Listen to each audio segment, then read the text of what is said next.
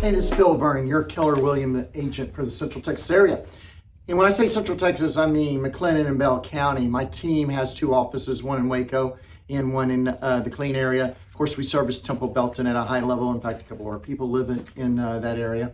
And so this report is going to be about the great city of Waco.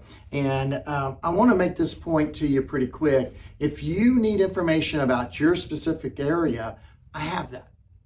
So if you're watching this report and go, hey, I don't care about Waco, I don't care about, because I live in Cameron, I live in Gatesville, I live in Moody, I don't know, it's somewhere like that, I'm in Mahia, hey, reach out to me. I can get you specific information down to your subdivision area, etc. So don't be afraid to ask for information about your area. Now, this is something I want to point out to you. I would like you to subscribe so you can get more reports just like this. I also like you to hit the like button for us. And if you have a comment, and you know what, I get phone calls. Now, the other day I got kind of a negative phone call. Please, let's be positive, let's be constructive.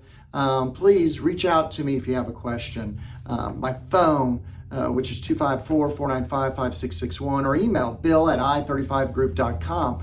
Or, you know what, you can use the down there and just write your question down and post it, and I'll answer it. But let's get now to the statistics, okay? So we're talking about Waco, and what I want to talk about is April 22. We're also going to look at April 19th, a little of some of the March information.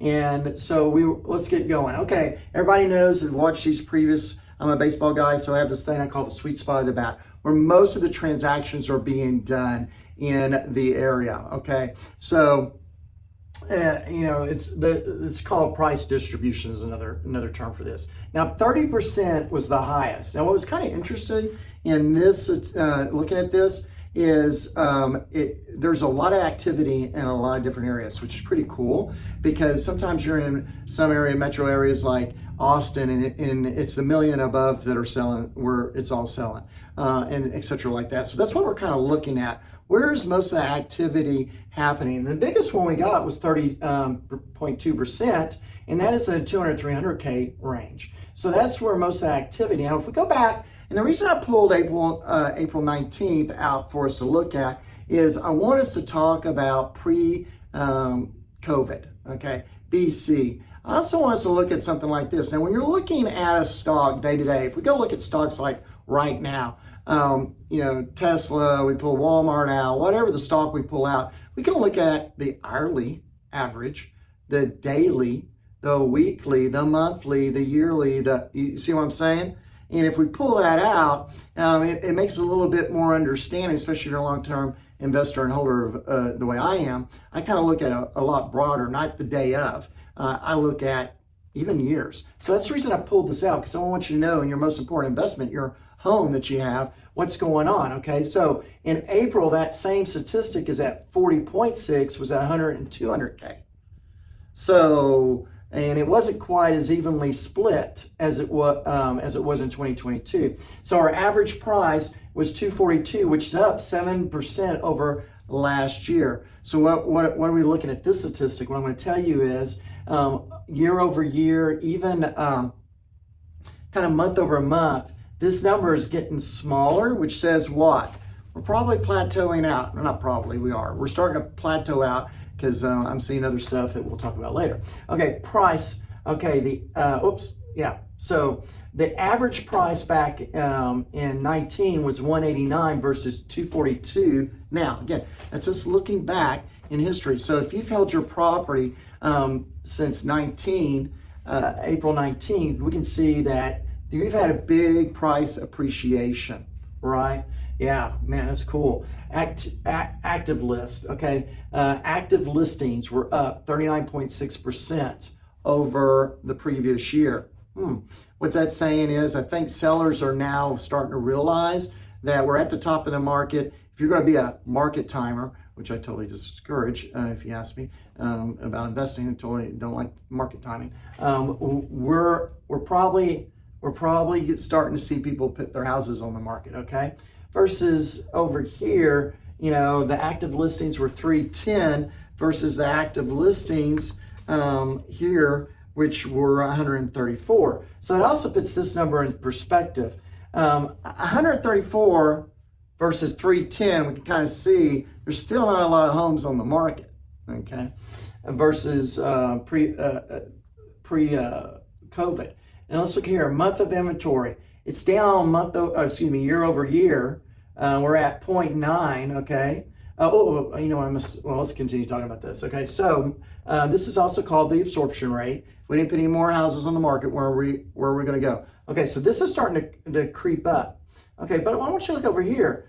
Then again, back here, this wasn't a bad market. This was a good market. We had 2.5 months inventory, still a buyer's market. But I want you to see the two numbers. Okay, are we going to cut our wrists over this? And the answer is no. No, it's not that bad. There isn't a crash happening here because we're at 0.9. Okay, let's just even these numbers out. Okay, this is 3 months versus 1 month. Is that 3 times? Okay, is not something horrible. Let's go back up to closed sales. Now, closed sales were down 19 or 18%. We had 141 closed sales versus closed sales here. We had 138. Okay, so those are the two difference, but it was a decrease over year over year. So what that's showing us is, again, we're at the top of the market. And what I'm seeing as an agent day to day out in the trenches, me and my people, what we're seeing is buyers are starting to drop out because of the interest rates. Now, earlier, why buyers were dropping out was because of lack of inventory. There really wasn't a lack of it. We won't go on that long story. But what we were having was for every house, you had 30 people looking at it. That is starting to kind of change, and that's what we're kind of seeing here. In April is starting our trajectory towards, I call it Christmas for realtors, okay? This quarter is the quarter that we make most of our money because people are starting to think about buying a house because school's about to end, blah, blah, blah, blah, blah, okay? And what we're seeing is a decrease in sales. And again, that kind of works in this. Now, this is an interesting statistic because people ask me, how quick are things going to change? And what I'm going to tell you is they're going to change pretty quick because look at days on market. Days on market back in the bad old days, pre-COVID, was 95 days. The day you hit market to the day you close. Now we're looking at it, it's 53 days. And by the way, that number is not... really hasn't changed a lot. Even I was looking month over month, it's actually gotten better from March to April. So what I'm going to tell you is that is a good thing. You know, in other words, when you're put on the market, I think you're still going to have a short period. So this is the Waco statistics, and I just love to share this stuff with you. If you have any more questions about the market, anywhere, anytime, reach out to me. My crew and I would love to help you with your next home purchase or your next sale.